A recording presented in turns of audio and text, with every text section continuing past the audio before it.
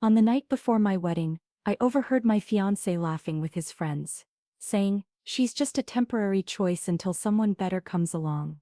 The next morning as he stood at the altar, I walked in, but not to marry him.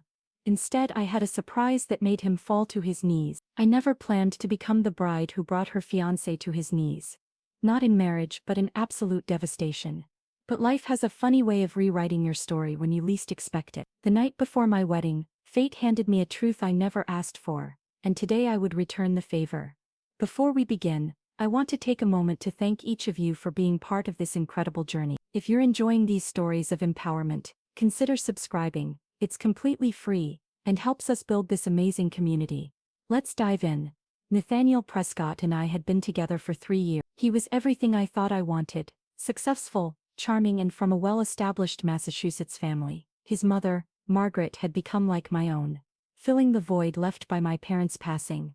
His sister Isabel was the best friend I'd never. Everything was perfect, or so I believed. The bachelor party was at the Prescott Estates event hall, just a few miles outside our home in Cambridge. I hadn't planned to go there that night, but I'd forgotten to give Nathaniel his grandfather's cufflinks, a special request from Margaret for the ceremony. The estate staff knew me well. Nathaniel and I had hosted countless fundraisers there. They directed me to the private lounge without hesitation. That's when I heard it, Nathaniel's unmistakable laugh, followed by words that would shatter my world. "Come on, man, you can't be serious about settling down with Emily." Logan Whitman's voice echoed through the cracked door. "Why not?" Nathaniel replied, slightly slurred. "She's perfect on paper. Her family trust will help expand Prescott Holdings, and her contacts are gold. Besides, she's completely loyal." Laughter followed, but it was his next words that froze my blood. "She's just temporary anyone, until someone better comes along. Someone more long-term material." I stood there, clutching the velvet box with the cufflinks, as my entire world imploded. 3 years of memories flashed before me, but now they were tinted with betrayal. The late-night calls, the last-minute changes, the subtle manipulation, it all made sense. But I didn't cry. Instead I felt calm. A strange hollow calm. I returned home and opened my laptop. As Nathaniel's business partner, I had access to everything: emails, financial records, client logs. 4 hours later, I had enough to dismantle not just his heart, but his entire carefully crafted empire.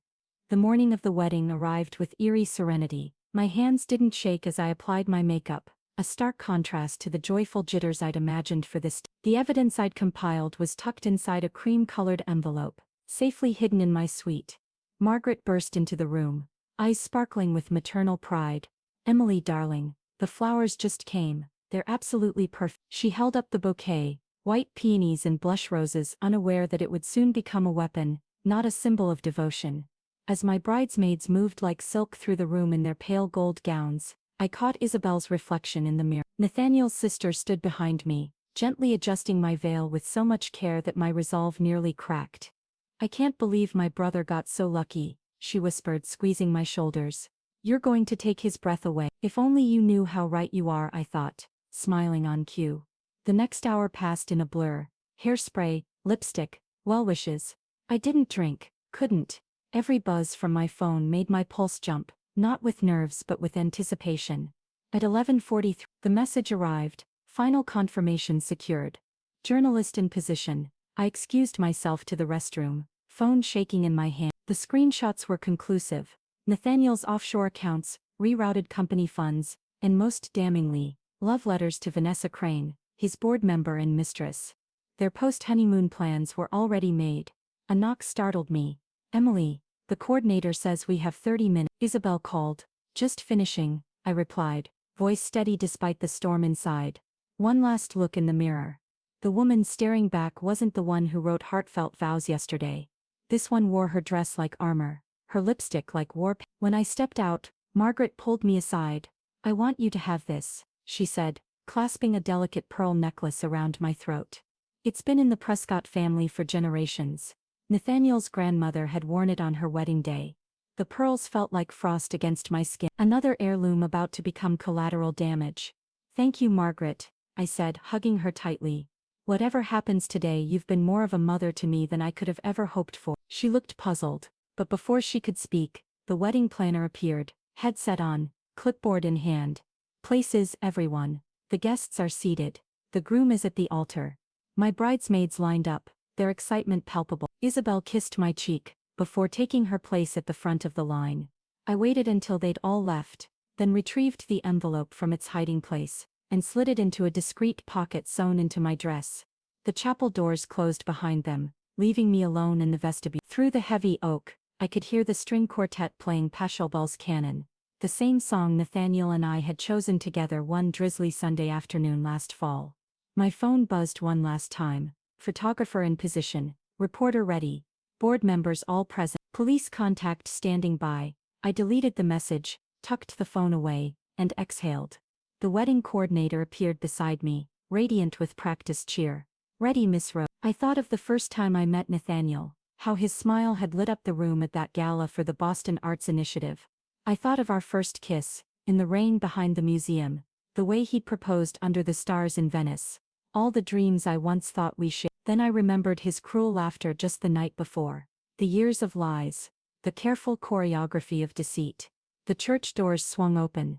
The wedding march began to play. 200 guests rose to their feet. At the end of the aisle, Nathaniel stood tall and poised in his custom tuxedo, beaming with that polished preened charm he wore so well. He had no idea that within minutes, that smile would crumble along with his reputation, his empire and every illusion he'd so meticulously constructed. I took my first step forward, clutching my bouquet.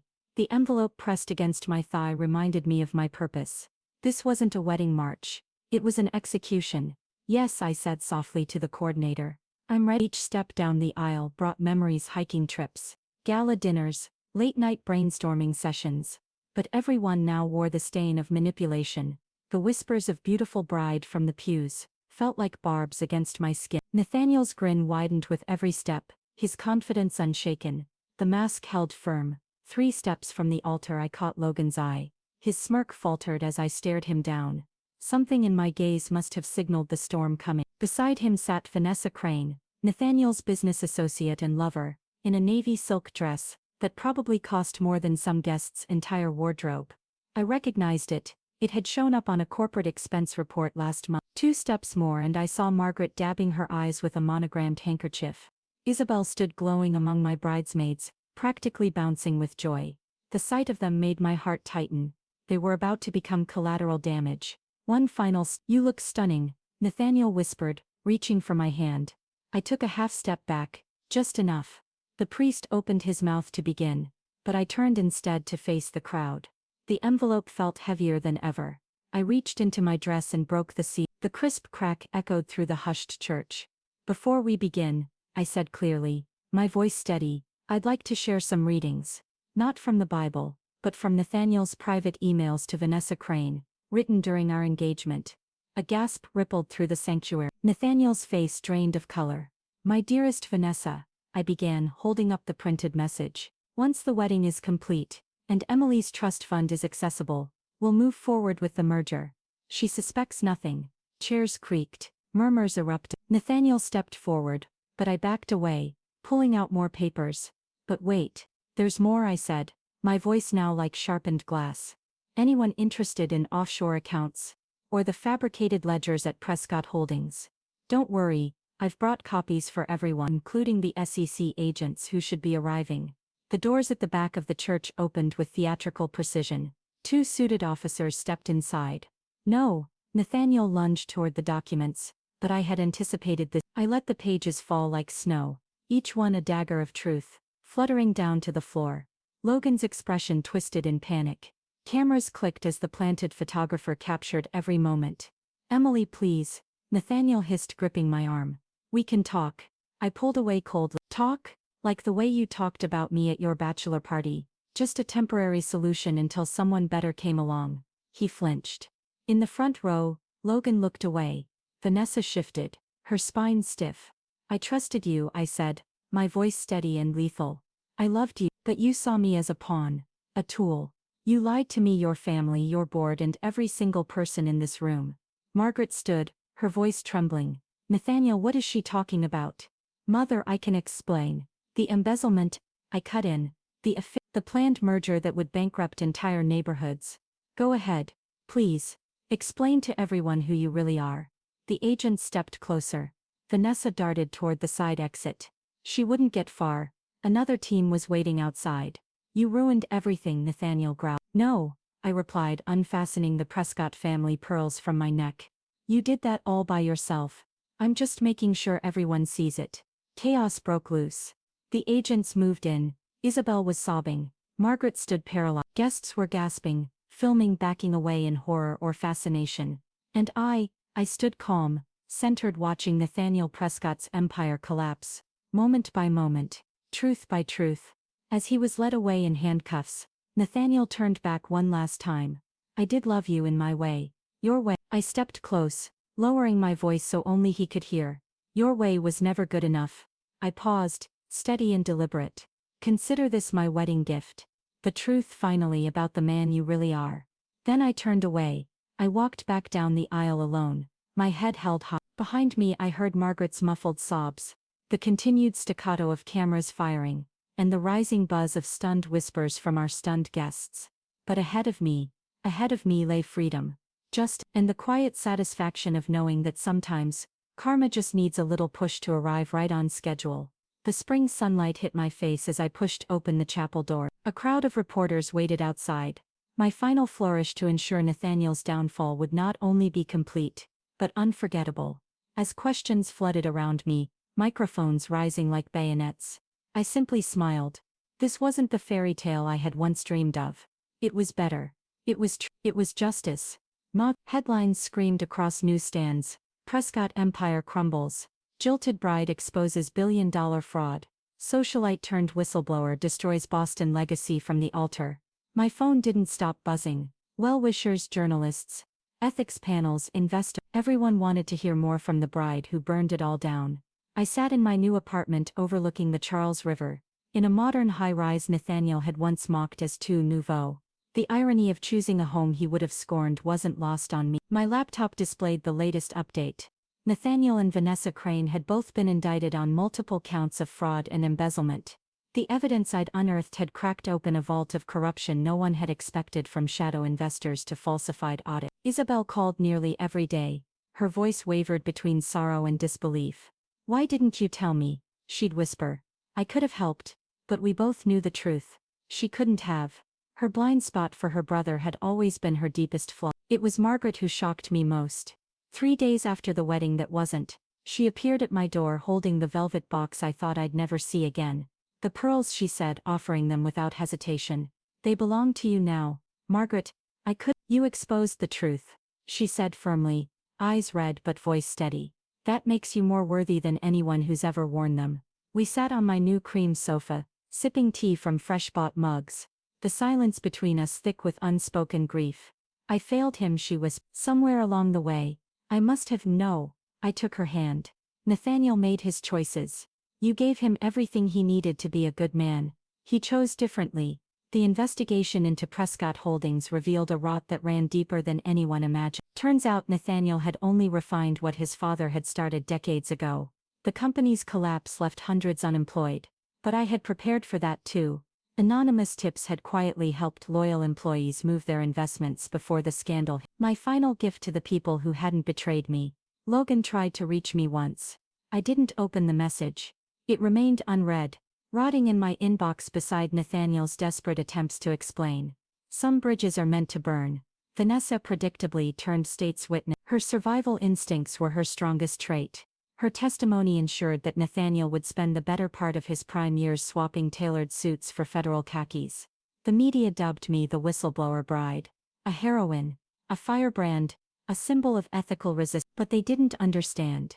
It had never been a choice. The moment I heard Nathaniel's laughter through that door, the path forward had crystallized. Because love without respect, it's like a house built on sand. Beautiful maybe, but destined to collapse. My own company, Rhodes Integrity Group, flourished. Clients poured in. My own company, Rhodes Integrity Group, flourished. Clients poured in, craving the kind of unapologetic transparency I had made my new identity.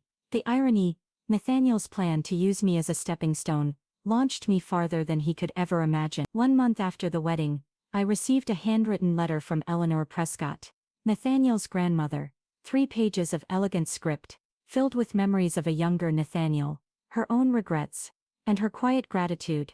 You did what none of us had the courage to do, she wrote. You saw the truth, and refused to look away. Tucked in the envelope was a faded photograph. Her husband on their wedding day, his smile radiant, his eyes full of promise. The same kind of promise I once thought I saw in Nathaniel's. The same promise that had turned into poison. I kept the photo not out of sentiment, but as a warning: beware the man who smiles too easily. Smiles too easily. Summer turned to fall. I walked more often through the arboretum. The changing leaves felt like whispers of transformation, each one letting go, becoming something new. Every step took me further from the woman who nearly married a lie, and closer to someone stronger, wiser and completely whole. Margaret sometimes joined me on those walks. We never mentioned Nathaniel directly, but his absence hung between us like an invisible thread, linking two women who had loved and lost the same man in vastly different ways. You know, she said one morning, her scarf caught in the breeze, I always wanted a daughter who would carry on the Prescott legacy. Strength, integrity, grace. She looked at me, her voice softer now. Turns out I got one. Just, not in the way I expect. I squeezed her hand, understanding the gravity of her words. In trying to destroy me, Nathaniel had accidentally given me something priceless. A family built not on blood or illusions, but on truth and resilience. The media eventually moved on to newer scandals. But the lessons remain. Sometimes the greatest act of love isn't saying I do, it's having the courage to say I won't. 6 months after the wedding, that wasn't. I stood outside what had once been Prescott Holdings headquarters. The building's gleaming facade hadn't changed, but the name above the revolving doors had new owners, new mission. Inside, a different energy pulsed. Transparency, accountability, and quiet determination. I'd been invited to consult on the company's restructuring, a delicious twist of fate that hadn't escaped me. The new leadership wanted to understand how the rot had gone undetected for so long. Who better to explain than the woman who had unearthed it? Walking through the familiar corridors, I passed what used to be Nathaniel's office. The imposing mahogany doors had been replaced by glass panels. A once exclusive corner suite was now a collaborative workspace flooded with sunlight. A metaphor in architecture, shadows gone, truth let in. Isabel had taken over one of the smaller divisions, determined to rebuild the family legacy with integrity this time. Our friendship, once fractured, had healed, stronger now because it had been tested. She'd inherited Margaret's spine, but her own experiences had sharpened it into something even more purposeful. The quarterly reports show remarkable recovery, she told the board one morning, her voice clear and proud. 80% workforce retention, full implementation of the Rhodes Protocol for ethical oversight. I watched her with quiet pride, remembering our tear-filled conversations months earlier, when she'd uncovered the extent of her brother's betrayal. But instead of breaking, she'd grown stronger. The media dubbed it the Prescott Redemption, a corporate resurrection led by the very women Nathaniel had underestimated. Margaret had emerged from grief to become a force for ethical business. She used her social capital to elevate the conversation around accountability, funding seminars, scholarships, and panels across the country. As for me, my consulting firm had exploded in size. Companies now fought for a spot on our client roster. They weren't just looking for protection from scandal. They wanted to build something real, ethical, transparent. And yet, no client challenge could rival the satisfaction of dismantling the elaborate illusion Nathaniel had built. The deeper we dug, the more connections we uncovered. Other families, old alliances, a web of privilege and protectionism, stretching into other industries. One exposure led to another, resignations piled up like dominoes. Vanessa Crane's testimony had proven invaluable. She detailed exotic meetings, deleted files, and financial sleight of hand. Her cooperation earned her a lighter sentence. But the court of public opinion was less forgiving. Her name would never escape the shadow of what she helped conceal. Logan Whitman attempted to reinvent himself as a whistleblower, claimed he'd always had doubts about Nathaniel's activities. No one bought it. Last I heard, he'd moved to Montana, his high society aspirations buried under the weight of his cowardice. Nathaniel's trial was set for the spring. His legal team tried every trick: delay motions, media spin, attempts at jury sympathy. But truth is a slow, steady hunter, and it had caught up. I'd been called to testify. The idea filled me with both anxiety and something fiercer. One evening, as I packed up my office, I received a call from Eleanor Prescott. I've been going through old family albums, she said, her voice delicate, but steady. There's something I think you should see. Over dinner in her Beacon Hill townhouse, she showed me photos of Nathaniel as a boy. A genuine smile. A glimmer of hope in his eyes. He wasn't always this way, she said softly, running her fingers over a yellowed snapshot. But year after year, as the accolades came, I watched him disappear. You saw it too, didn't you, before anyone else? I nodded. I had. In the cruel jokes. The dismissive silences. The way he'd crafted charm into a weapon. The Prescott name meant something once.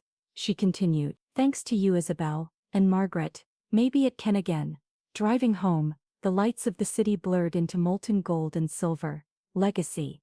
Not just the one Nathaniel tried to fake, but the one I was building, stone by stone with every act of truth. The wedding dress still hung in my closet.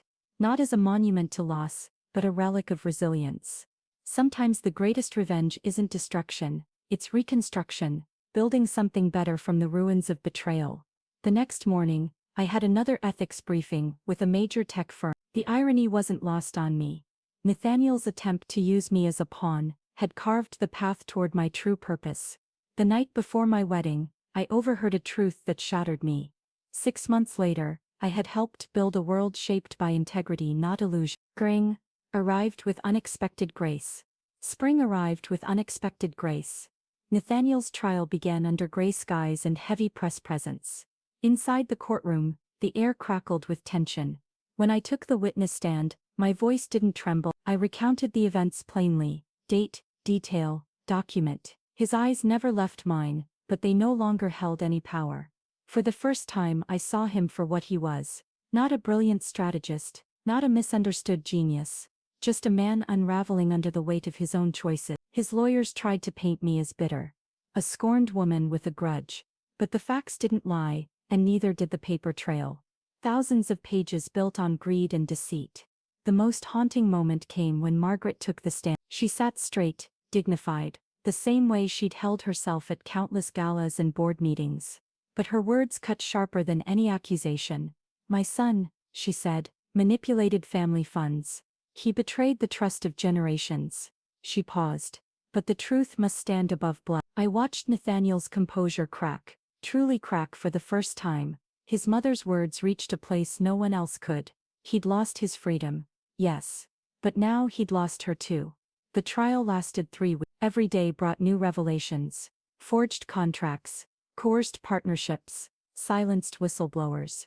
I sat beside Isabel, watching the man we had both once loved be slowly stripped of every illusion.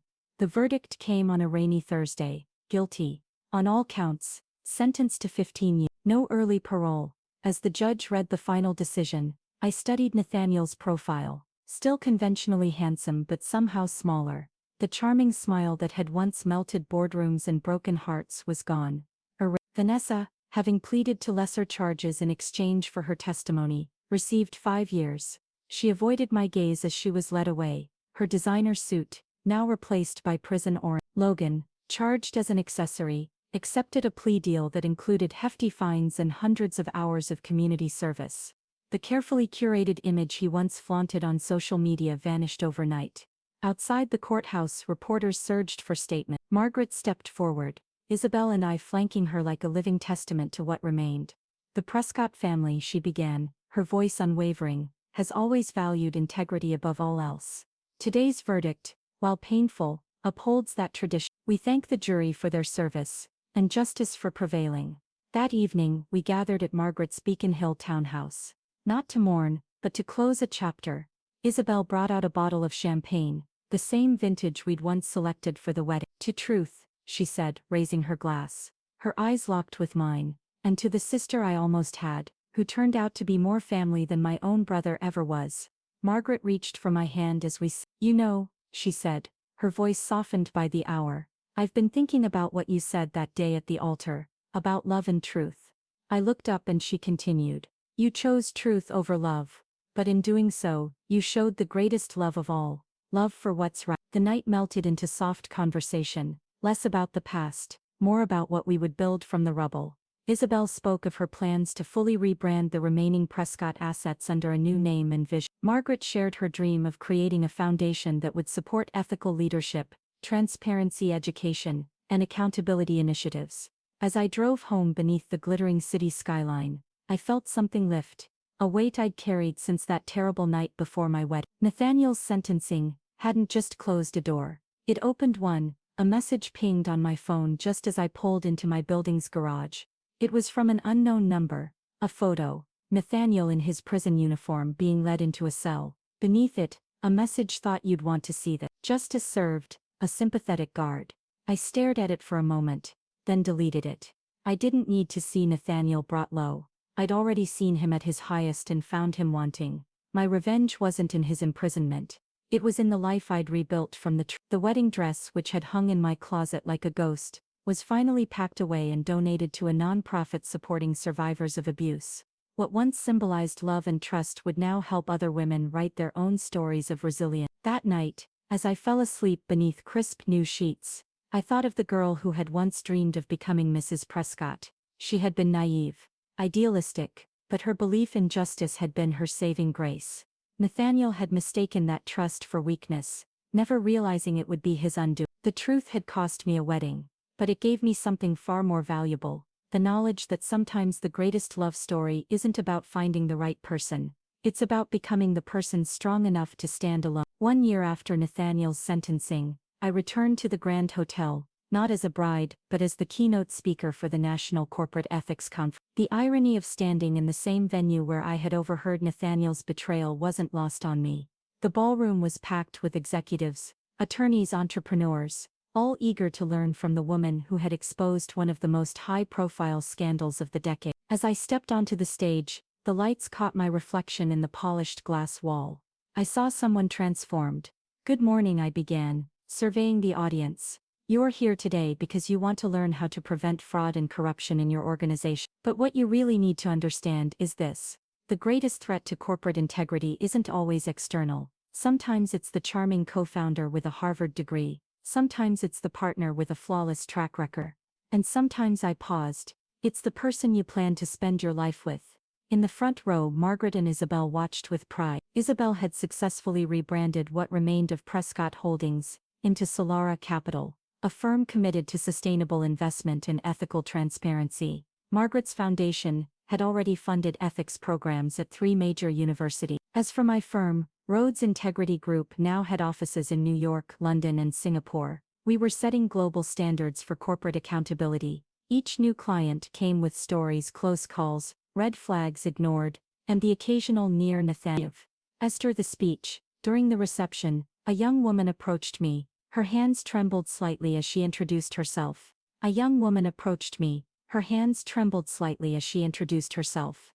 "I'm engaged to my company's CFO," she said, voice barely audible. "Last week I found discrepancies in our books. I thought it was nothing, but after hearing your story," she trailed off, looking at me with wide, searching eyes. I saw my past self in her expression. "The truth never gets easier to say," I told her gently. "But once you've seen it, living with lies becomes unbearable." By the end of the day, another corporate fraud had been averted. The fiancé was quietly removed. The authorities were notified. A month later, I received a thank you card signed with her maiden name. It included one line: "I will never settle for less than complete honesty again." A story had become more than a warning. It was a beacon. Business schools across the country used the Prescott case as a teaching tool. I occasionally guest lectured, sharing insights that could only come from loving and losing a master manipulator. Isabel eventually joined my firm as a partner. Her first-hand experience in corporate redemption made her irreplaceable. One evening as we sat reviewing case files over wine and takeout, she looked up from a report. "You know," she said, "I used to think Nathaniel was the strong one in our family. But strength isn't about holding power." She looked at me with a bittersweet smile. "It's about having the courage to expose wrongdoing, even when it breaks your heart." Margaret's foundation had just launched its most ambitious initiative yet, a scholarship for women pursuing degrees in business ethics, named in honor of Eleanor Prescott, Nathaniel's grandmother, who had passed peacefully just months after his sentencing. Her last words to me, spoken with a trembling but certain voice, had been, "You saved our family's soul." The media still ran the occasional piece about the runaway bride who saved Wall Street,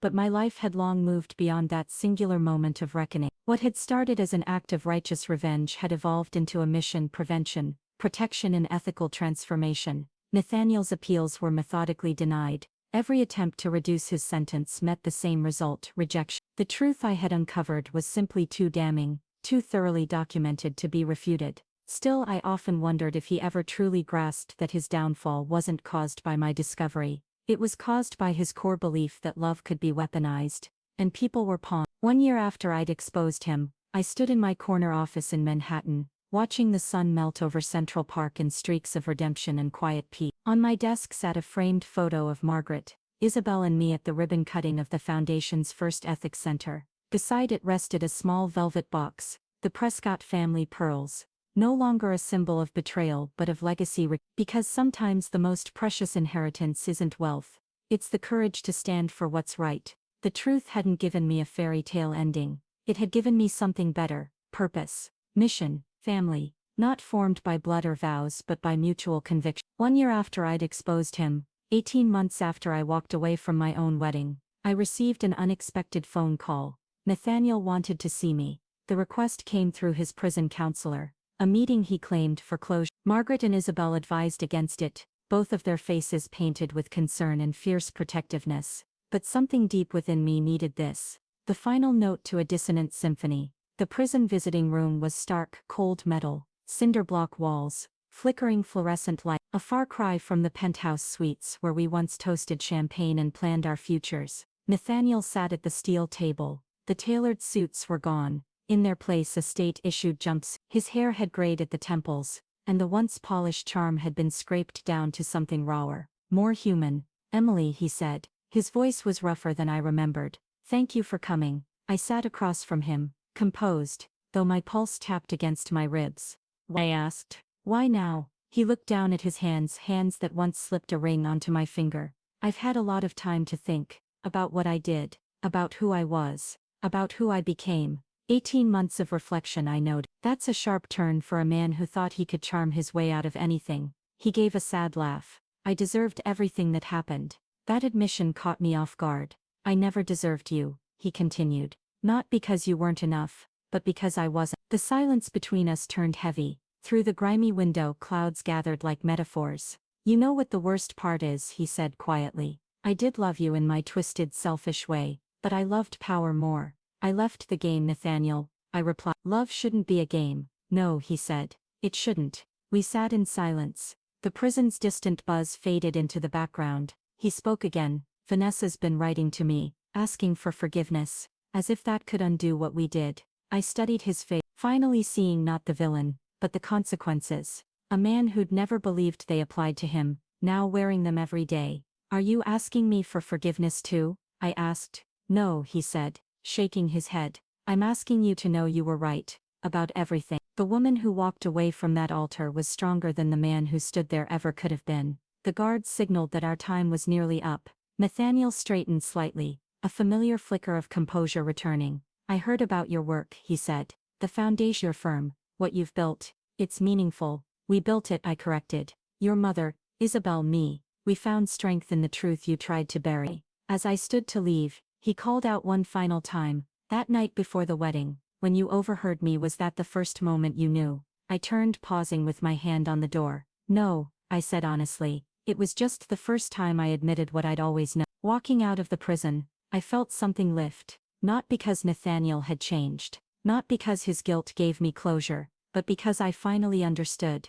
Might because his guilt gave me closure, but because I finally understood. My strength didn't come from exposing him. It came from choosing truth over comfort, justice over love, integrity over illusion. Margaret waited in the parking lot, her quiet presence a comfort. "Are you okay?" she asked gently, as I slid into the car. "Yes," I smiled. "I really am." As we drove away, I watched the prison shrink in the side mirror. Nathaniel would serve another 13 years. But I was already free, free from the weight of what-ifs, and might-have-beens, free from a love that had never really been real. The sky had cleared, and on the horizon, a rainbow arched across the skyline. Nature's way of saying, after every storm, there's something beautiful waiting to bloom. Free to, the bloom, free to, the bloom, free to. My phone buzzed with a message from Isabel. "The Foundation's latest initiative just got full funding." We did. I looked out the window at the morning light spilling over the city. Life had a funny way of working out.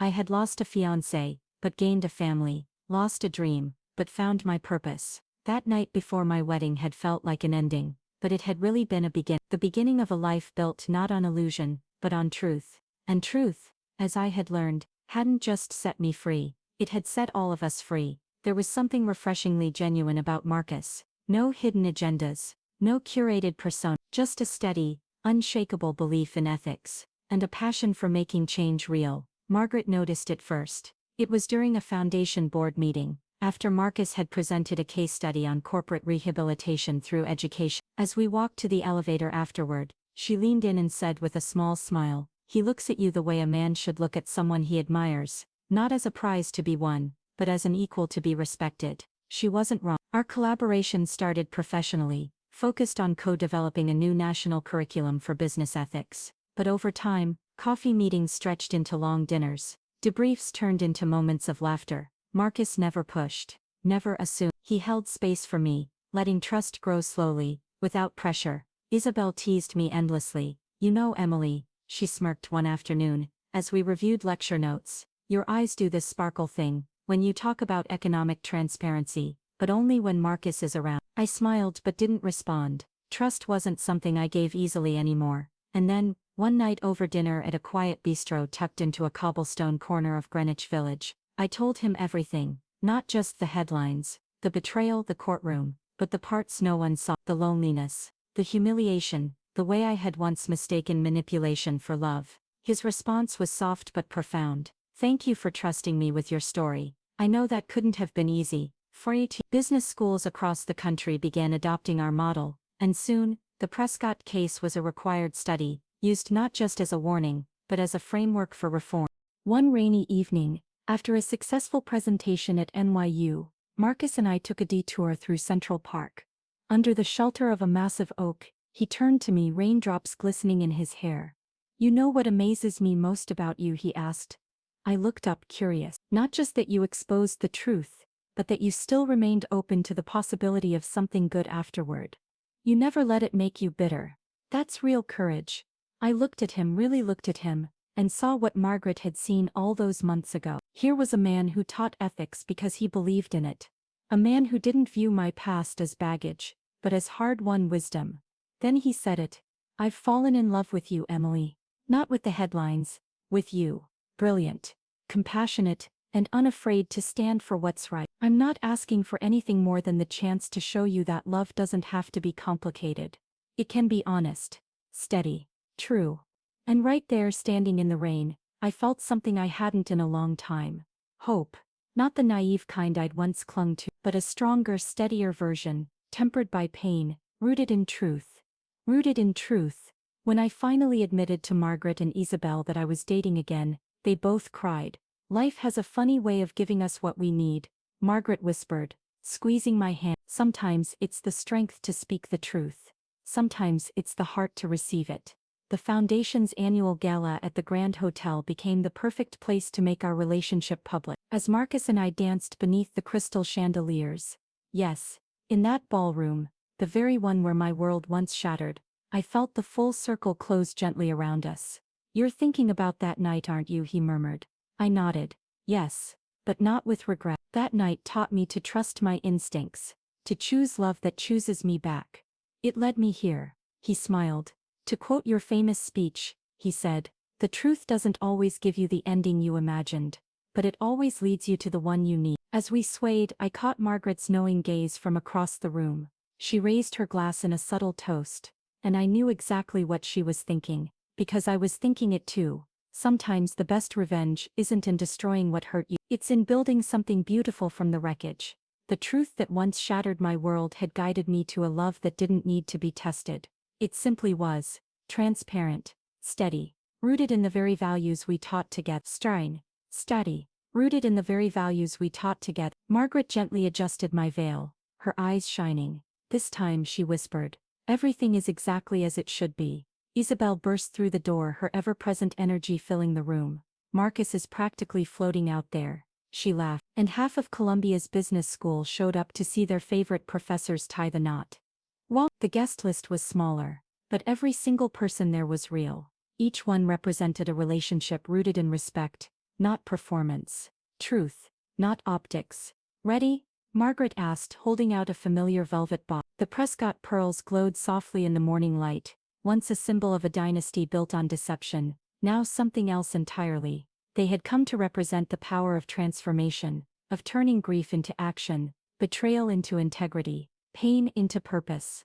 I smiled and gently closed the box. I think these belong to the foundation now, I said, a reminder of where we've been, and how far we've come. Margaret's eyes welled with tears, as she wrapped her arms around me. You truly are the daughter I was meant to have. Stein, the ceremony was everything my first wedding had not been.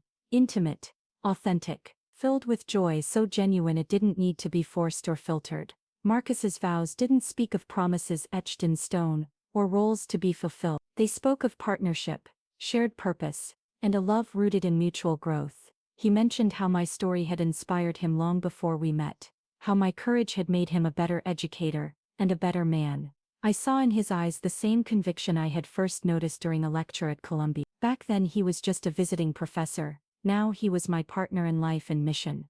While Messiah turned aside, when it was my turn I took a deep breath and looked into his steady gaze. Love, I began, isn't about perfect moments or grand gestures. It's about choosing truth over comfort, growth over complacency, and finding someone who makes those choices with you every single day. While Messiah, everyone united by the same belief that ethical leadership wasn't a dream, it was a mandate. Our newest initiative, a scholarship for whistleblowers seeking to rebuild their lives and careers, had just launched.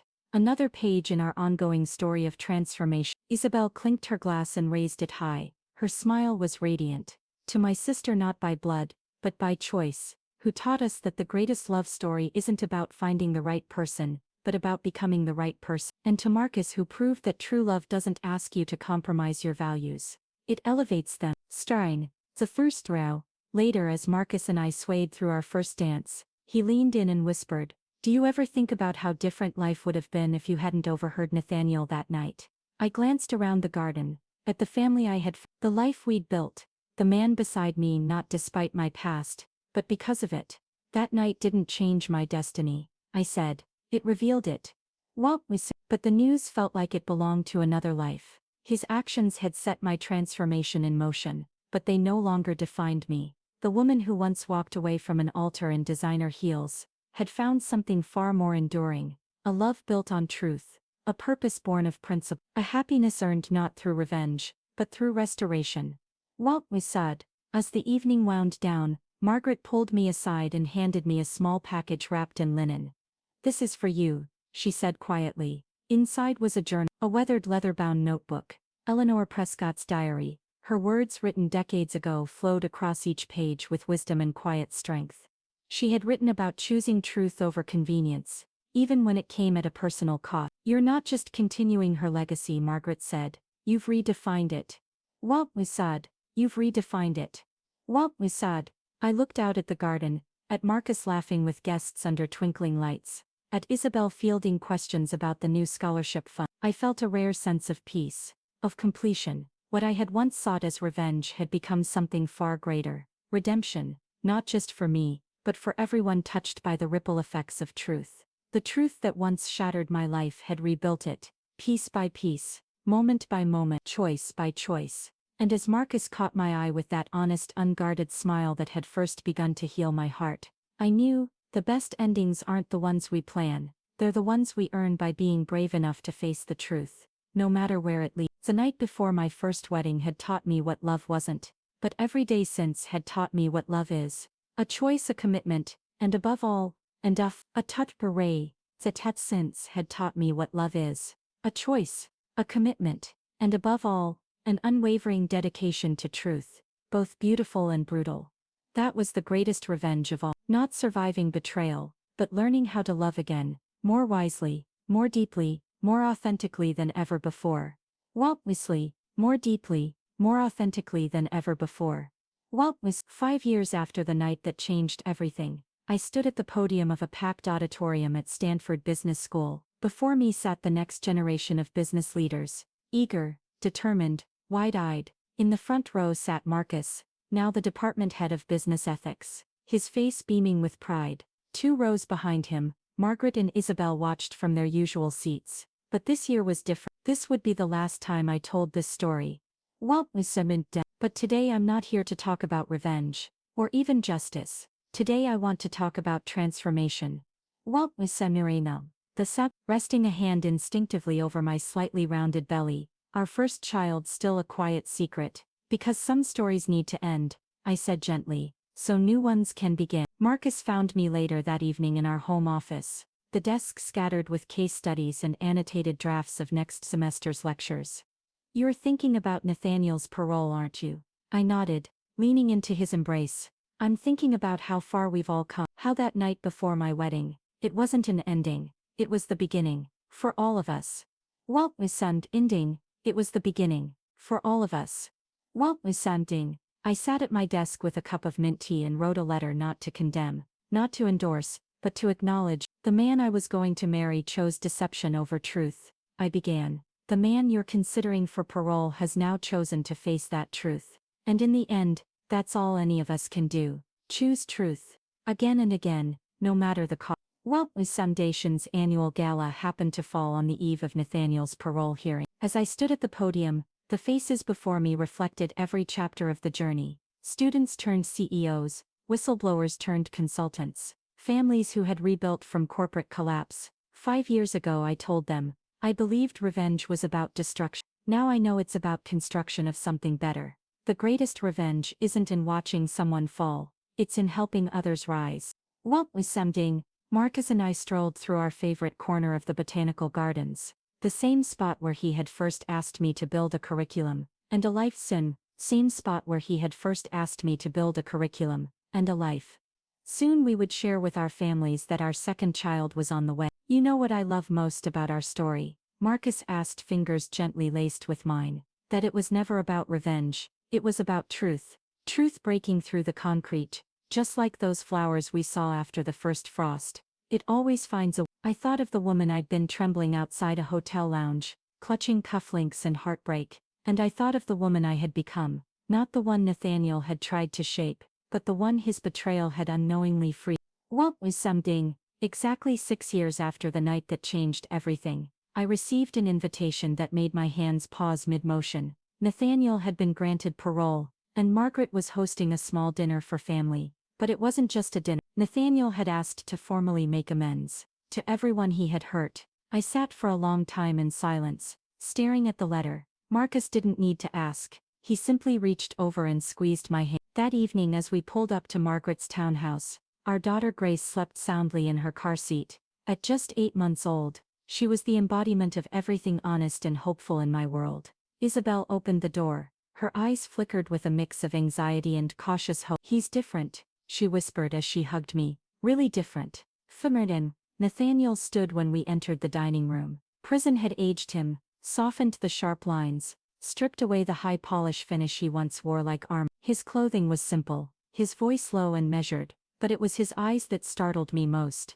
Clear, direct, absent of the gleam I had once mistaken for brilliance, now replaced by something quieter awareness. Emily, he began, then corrected himself. Mrs. Chin, thank you for coming. Margaret had arranged the table with intention. Marcus and I on one side, Nathaniel across from us, with Isabel and Margaret flanking as subtle buffers. Grace's bassinet sat beside me. I noticed Nathaniel's eyes drift toward her often, his gaze softening each time. She's beautiful, he said during the soup course. She has your determination in her eyes.